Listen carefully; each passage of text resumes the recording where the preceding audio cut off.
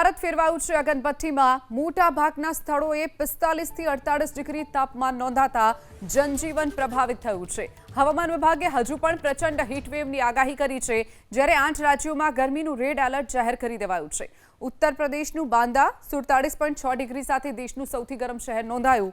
દિલ્હી, રાજસ્થાન, મધ્યપ્રદેશ જેવા રાજ્યોમાં પણ ગરમીનો પારો 45 થી 48 ડિગ્રી વચ્ચે નોંધાયો છે। દિલ્હી એનસીઆરમાં આગામી 7 દિવસ હીટવેવની આગાહી કરવામાં આવી છે, તો દિલ્હીના કેટલાક વિસ્તારોમાં તાપમાનનો પારો 46 ડિગ્રી સુધી પહોંચી ચૂક્યો છે અને આગામી 7 દિવસ સુધી 45 ડિગ્રી ઉપર જ તાપમાન નોંધાય તેવી પણ શક્યતા છે।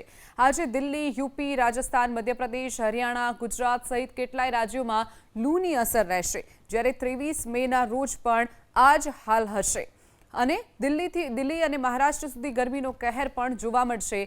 કાળઝાળ ગરમીના કારણે હીટસ્ટ્રોકના કેસમાં પણ વધારો થયો છે, તો આ તરફ લોકો આકરા તાપથી બચવા માટે બહાર નીકળવાનું ટાળી રહ્યા છે। ગરમીમાં નોંધપાત્ર વધારો થવાની સાથે વીજ માંગ 270 ગીગાવોટના નવા સ્તરે પહોંચી ગઈ છે। આમ બુધવારનો 275.44 મેગાવોટનો રેકોર્ડ વટાવી દીધો છે।